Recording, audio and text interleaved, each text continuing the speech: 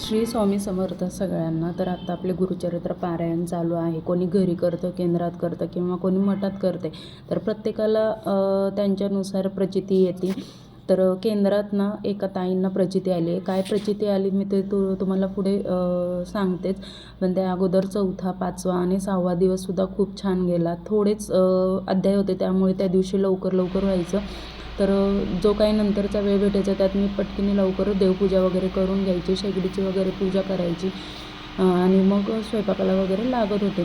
तर म्हणजे दिवस उगवायच्या आधीच माझी देवपूजा वगैरे व्हायची. तर तुम्ही बघू शकता अजून सूर्यसुद्धा दिसत नाही आहे. तर तोपर्यंत देवपूजा वगैरे झाली होती, शेगडीची वगैरे पूजा करून दिली.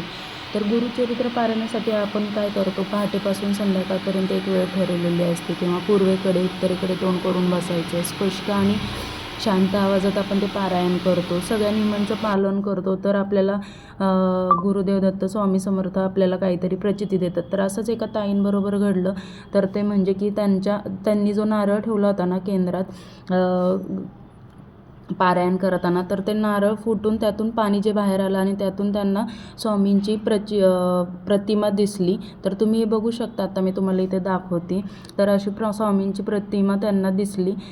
म्हणजे स्वामींनी त्यांना प्रचिती दिली. म्हणजे जो कोणी भक्त वरील सगळे नियमांचे पालन करतो आणि म्हणजे गुरुचरित्र पारायण सेवा करत असेल त्याला भूतदृष्ट वाईट आत्म्याचे भय राहणार नाही आणि त्यांना भगवान दत्तात्रेयकडून किंवा स्वामी समर्थांकडून पुण्यप्राप्ती आणि सद्गुण आशीर्वाद प्राप्त होतील आणि त्यांचे जीवन आनंदी आणि समृद्ध होतील. म्हणजे त्यांच्या सगळ्या इच्छा पूर्ण करतील स्वामी.